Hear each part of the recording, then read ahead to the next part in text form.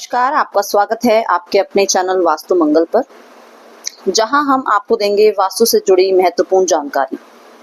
आज के वीडियो में हम बात करेंगे उन चीजों की जो हम हर दिन उपयोग करते हैं, जैसे जूते और चप्पल।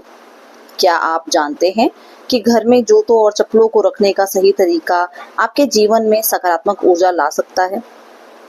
और यदि आप इसे गलत तरीके से रखते हैं तो यही आपके घर में नकारात्मक ऊर्जा का कारण बन सकते हैं। आइए जानते हैं जूते और चप्पलों से जुड़ी कुछ वास्तु टिप्स और उनके उपाय। वास्तुशास्त्र के अनुसार हर वस्तु की एक ऊर्जा होती है और यही ऊर्जा हमारे घर के वातावरण और हमारे जीवन को प्रभावित करती है। जूते और चप्पल जिनका इस्तेमाल हम रोजमर्रा की जिंदगी में करते हैं, यह भी हमारे ही जीवन का एक हिस्सा है। अक्सर लोग इन्हें अनियमित और असंरचित तरीके से घर में कहीं भी रख देते हैं, जिससे घर में नकारात्मक ऊर्जा फैलती है।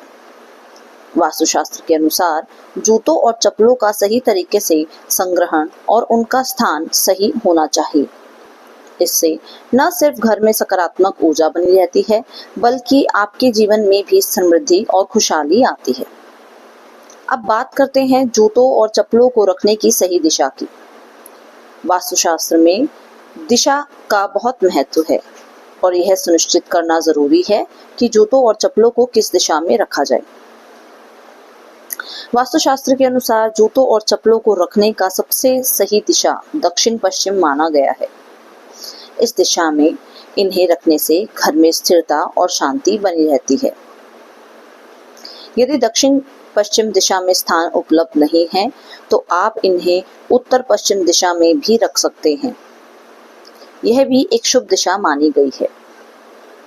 पूर्व दिशा को वास्तु में सकारात्मक ऊर्जा का केंद्र माना जाता है, इसलिए इस दिशा में जूते और चप्पल रखने से बचना चाहिए, क्योंकि इससे जीवन में बाधाएं आ सकती हैं। वास्तुशास्त्र में प्रवेश द्वार को विशेष महत्व दिया गया है, क्योंकि यहीं से सकारात्मक और नकारात्मक दोनों ही ऊर्जा का प्रवाह होता है। बहुत से लोग जूते चप्पल प्रवेश द्वार के पास ही रख देते हैं, जो कि एक वास्तु दोष माना गया है। प्रवेश द्वार के सामने या बिल्कुल पास में जूते रखने से नकारात्मक ऊर्जा आपके घर में प्रवेश करती है। इससे घर के सदस्यों में तनाव और अस्थिरता बढ़ सकती है। घर में कभी भी तुलसी के पौधे के आसपास जूते चप्पल नहीं रखने चाहिए। ऐसा करने से घर में कंगाली आ सकती है और परिवार के सदस्यों के बीच विवाद हो सकते हैं। ऐसा करने से घर में नेगेटिव एनर्जी भी भर सकती है। घर के बेडरूम में जूते चप्पल कभी ना रखें। वास्तुशास्त्र में ऐसा करना सही नहीं माना गया है। बेडरूम में जूते चप्पल रखने से वैवाहिक जीवन में परेशानियां पैदा हो सकती हैं। ऐसा करने से पति और पत्नी के बीच झगड़े बढ़ सकते हैं, इसलिए यह बात जरूर ध्यान रखें। कई लोग रसोई में जूते चप्पल पहनकर काम करते हैं या वहां भी जूते चप्पल रख देते हैं। हालांकि ऐसा करना नुकसानदायक माना गया है। वास्तुशास्त्र के अनुसार अग्नि और अन्न दोनों को पूजनीय माना गया है। इसकी वजह से इस एरिया में जूते चप्पल रखना अशुभ माना गया है। लोगों को भी घर में रखी तिजोरी के आसपास जूते चप्पल नहीं रखने चाहिए।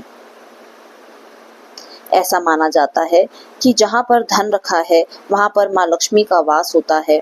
ऐसे में अगर आप वहाँ जूते चप्पल लेकर जाते हैं तो इससे माँ लक्ष्मी नाराज हो सकती हैं।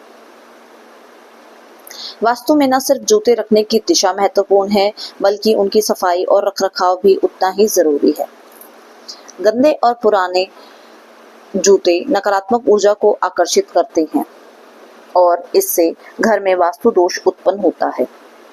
नियमित रूप से जूतों और चप्पलों की सफाई करते रहें, ताकि उनमें जमी धूल और गंदगी हट जाए।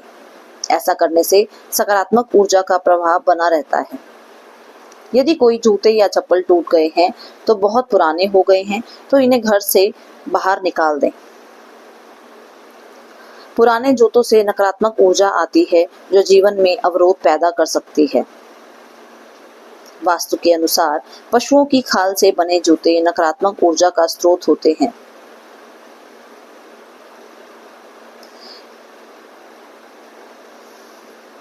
इन्हें पहनने से या घर में रखने से नकारात्मक ऊर्जा का प्रभाव बढ़ जाता है।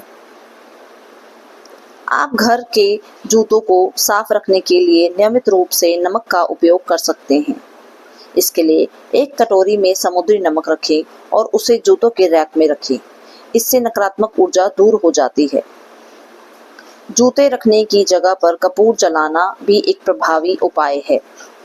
इससे नकारात्मक ऊर्जा नाश हो जाती है। तो यह थे जूतों और चप्पलों से जुड़े कुछ वास्तुशास्त्र और उनके टिप्स। यदि आप इनका पालन करते हैं तो आपके घर में सकारात्मक ऊर्जा का संचार होता है और जीवन में सफलता एवं समृद्धि प्राप्त होती है। आपको ये वीडियो अच्छा लगा हो तो इसे लाइक करें, इस चैनल को सब्सक्राइब करें। हम आपसे मिलेंगे अगली वीडियो में। धन्यवाद।